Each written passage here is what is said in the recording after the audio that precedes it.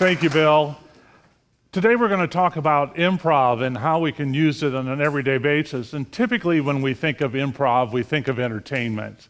You know, in Second City, improv factors heavily into developing some of the biggest names in comedy that we've seen over the past few decades. But it isn't just limited to entertainment. It has some very, very practical advantages to it. And I was initially going to share those with you, and I thought, well, that's not much fun. So what we're going to do instead is that I have some very courageous volunteers who have agreed to participate in improv exercises. 3 of this group, by the way, are planners and are shaking in their boots right now. But they've agreed to do this. And then what we're going to do after the exercise is turn it over to you, the audience, to decide how you can use it in your life. Fair enough? Okay, with that, we'll bring up our first group of volunteers. If you will come here, and we need to come this way and kind of tighten it up a bit. So now we have Lori St. Clair, Thad James, Kathy Sexton, Karen Vox, and Tiffany Huckelman. So there are volunteers today, and our exercise is entitled One Word at a Time. And what they're going to do is tell a story one word at a time. So when you give us a topic, Lori's going to start off, and she's going to say a word, then the next word will be said by Thad. And the goal is to listen carefully enough so that you can build on what was said and also position the person to your left to be able to add to that, okay? And create a story in the process. And we just keep going around for a couple of minutes here. All right? So with that, what I'd really like from you is a really bizarre topic. Mark. No. Gymnastics. Lori, get us started. I Love to take Take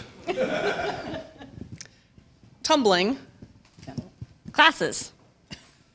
I hate Class. how Do I learn quickly to flip my body over without falling. on my Bottom.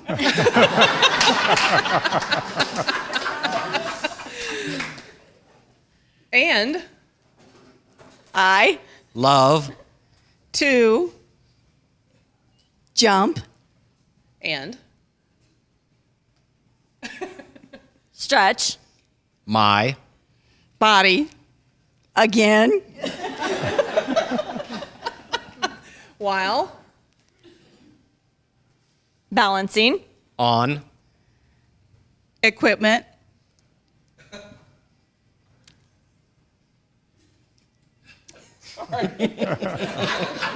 Oh, you left her hanging. Okay, good. Good job. Good job. Okay, so the first thing I'd like you to do is think about what it is that you observed. What are some of the things that you noticed in this exercise? Mark? That only knows the words with 1 or 2 letters.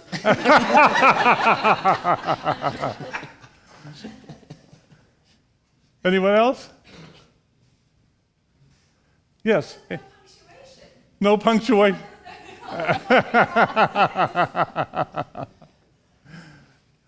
And you didn't know where they were going next.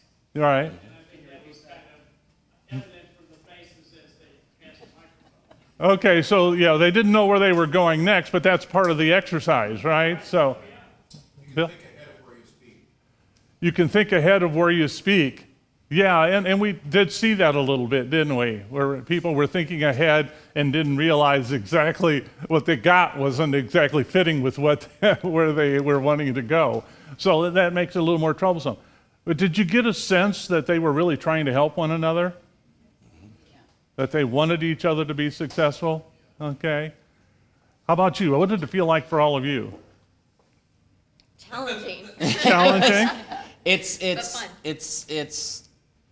does keep you on your, it does keep you on your feet. It keeps you on your toes thinking about what's going down the line because you don't know where it's going to go until you get to the person right in front of you. So it's exciting and exhilarating for someone who likes that kind of lifestyle, whereas somebody who may want to plan a lot may not be as comfortable with something happening right before they're supposed to act. And also, I think for me, when I really think about it, it's about keeping an open mind and kind of going with the flow and being able to adjust the rapids. Yeah. That's true. My concern was setting her up, not just what I said, but what could I make it where she's set up? Okay. So more the team to it. Okay, good, the team aspect. Now, how can you use this in your business and in your personal lives? How can you use an exercise like this? What are some of the things you could accomplish? Andy? Well, you can engage in conversation that encourages the other person to speak. Instead Okay. of giving them a lead in where they have something that they can, Okay, so you can use it to help lead other people in conversation and engage them in getting their ideas and learning more about their perspective from that, right? Yeah. Yeah.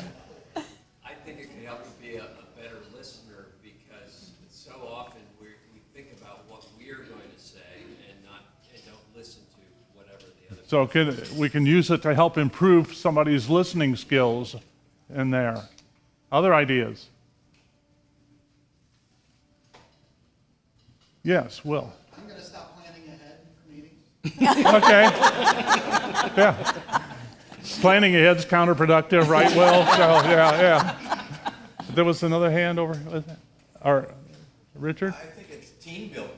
It's working together. So it's a good process. For team building, right.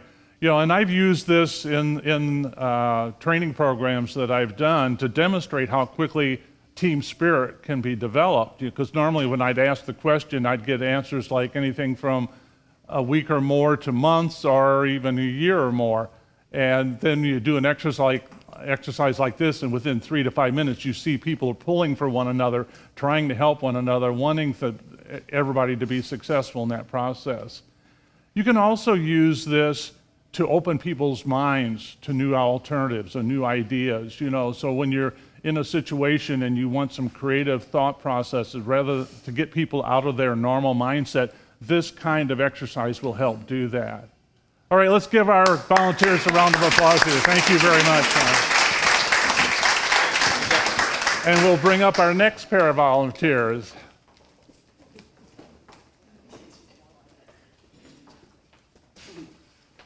Mary Kutheyes, Kelly Kimberlin. Okay, so our exercise this time is entitled Yes and. So again, I'm going to ask for a topic from all of you, and then Mary, you'll start out, you'll say something, and then Kelly, you'll say yes and then you can say, now unlike the previous exercise, you don't have to build on what was said before. You can say anything that comes to mind, but you always have to precede it with yes and, okay? So let's have another bizarre topic. Mark doesn't get to. Pulling teeth. So one of the good things about pulling teeth is that it makes more room in your mouth for food. Yes, and it helps you talk more when you have to do improv on a stage and you know nothing what you're doing. Yes, and talking more up here hopefully will give us the opportunity to share some things that will be helpful to the people out here. Yes, and I will probably never do this again. I'm trying to throw you off. Yes, and though I actually took 2 classes in this, I'm still really, really bad at it. Yes, and I like to practice, so this is not what I like to do. Okay, great. Thank you. All done? Wrap it up. Okay. So, right, what did we learn from this process? How could you use this in your lives? What does this encourage? Positive attitude. Creativity. Connections. Collaboration. Collaboration, listening skills also. Listening skills, collaboration. So again, we can use this exercise. We can use it with the people we work with. We can use it with our kids. We can use it to help get people out of the mindset of objecting to things and start to think more positively, become more solution oriented. So again, let's give them a round of applause. Thank you. One more? Okay. Very quickly, we've got time for one more. Thad James is going to join us again along with Andy Magnus. Okay, this time we're going to do the yes and exercise again. But because this is improv, we get to change the exercise, all right? So we're going to do the same exercise, but this time I'm only going to accept a topic from a woman, and the topic has to be distinctly feminine. All right. Cheerleading. Andy? When I was in high school, the cheerleaders were absolutely the most popular people, on campus. Yes, and in my high school, we had male cheerleaders. Yes, and we had male cheerleaders also. Yes, and I tried out for my male cheerleaders. Yes, and I stayed away from that because I was in the band. We had our whole own culture. Yes, and the two cultures never mixed between the band nerds and the cheerleader popular people. Yes, and you are absolutely correct. Okay, good. Let's give them a round of applause. Thank you. Now, one of the beautiful aspects of improv is that things don't always work the way you anticipated. And here I was trying to create a situation in which they were going to have to take on a role that was different than what they did, and they turned it on me into a different methodology altogether, which is fine. Wild cards, baby. But given what my intent was, how could you use that in your personal lives, either in business or in your personal lives? Yeah. It helps you see things from the other person's perspective, kind of put you in there, put yourself in their shoes. Right, it helps you see things from the other person's perspective. And so it gives them a sense for what you're experiencing. And one of the reasons I created the exercise the way I did is years ago I was involved in an exercise and it was called Soapbox Symphony. So there were 5 of us volunteers, and each of the previous 4 had been assigned a topic. And a good friend of mine who always liked to challenge me and my capability, take me out of my comfort zone, Carol Weissman, was sitting in the front row, and it came to my turn to get a topic, and she said, bridesmaid's dress. And the place just cracked up. But it forced me to take on a completely different mindset and to think about things that I had been told by my spouse or the women that I knew that had been bridesmaids. So it was a very interesting kind of experience to just make that mental shift, but it does indeed open the door to that. You can use it with your kids. Anybody that's gotten rigid in terms of their attitude or their position on something, it's a great way to get them to change and open their minds to other possibilities. All right, let's give them a round of applause. Thank you. Now, I hope that you'll use improv and use some of these exercises. I brought an improv book along, so if you want to see me afterwards, I can give you some suggestions on where you can get more information on these. Thank you, Mark. Mark's got it there. But I do hope that you'll use this for several reasons. One is that it really has a lot of power, and it's fun. So especially with kids as they're growing up, you can quicken their minds, you can quicken their response times, you can help them become more creative and more confident in their own abilities. So there are a lot of potential benefits from doing improv and using it, not to mention the fact it's just fun. And let's face it, folks, we all know that the memories that are created during laughter and fun are the great treasures in life. Well, like I said, I've used them in training programs, and I use the exercise to demonstrate how quickly team spirit evolves, how quickly we can create it. I've used it to open the door, to open their minds. When somebody has a problem and you need some creative thinking, you're stuck. It's a great way to interject an exercise. When we laugh, our minds free up. It's just an automatic response to the laughter and the fun that we're having. And even when things aren't going well, because I used that one word at a time exercise in a leadership program. And unfortunately, one of the 5 volunteers really just didn't get the point of the exercise. And every time it came to her, she said a word that had nothing to do with what was said previously. It had no way of laying a foundation for the next word. And so we started the exercise 3 or 4 times and finally decided to, help them out and just ended the exercise. But even during that, I was able to show that while they were struggling, they were still having fun. They still wanted each other to succeed. They were trying their best to make it happen. It wasn't working, but they were still having fun doing it. And when you realize that you can still have fun during the struggles that you have, and that the more that you can laugh about it, the more open your mind is, the more likely you are to come up with a really effective solution. So a lot of potential benefits there. You can engage that. But if you've got people that are very rigid in their thinking, doing the yes and is a great way, because there's physiologically something that occurs within us that when we're saying yes, that opens our minds and opens our attitudes, makes them less rigid and less severe. So there are a lot of positives from there. In that book entitled Playing Along, I think, isn't it, Mark? Yes, Playing Along by Izzy, I-Z-Z-Y, Gazelle, G-E-S-E-L-L. Yeah, Izzy, I-S-S-Y, Gazelle, G-E-S-E-L-L. And, you can Google him. I just did to make sure he was still alive, but yeah, fortunately he is, and he's got a lot of materials out there. But it's very, very powerful tools. Use it to help. You can use it with your kids, and the earlier you start, because kids love playing anyway.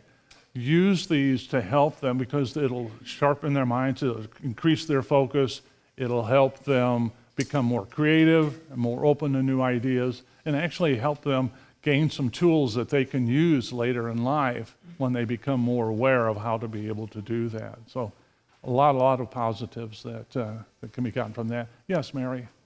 The Berkeley Theater Guild has a class if you really want to give it a shot. Okay, yeah. Other questions? Yes, Bill. Bill, I said this in kind of jest when I introduced you about being a contrarian, but you always seem to see things from a different point of view. Can you tell us how you use it effectively to be more successful than you already are? Yeah, over the years I've had clients tell me that I'm hyper aware, that I pick up on a lot of little things that most people don't hear or don't see.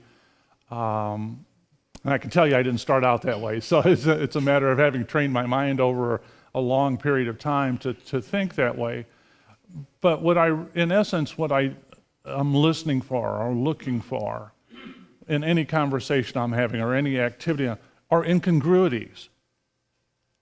Differences between what the person is saying and doing, because it's in the incongruities or between what the intention was when somebody did something and the result they got. I'm looking for those incongruities because in that incongruity lies the answer to what went wrong, why things didn't work as anticipated.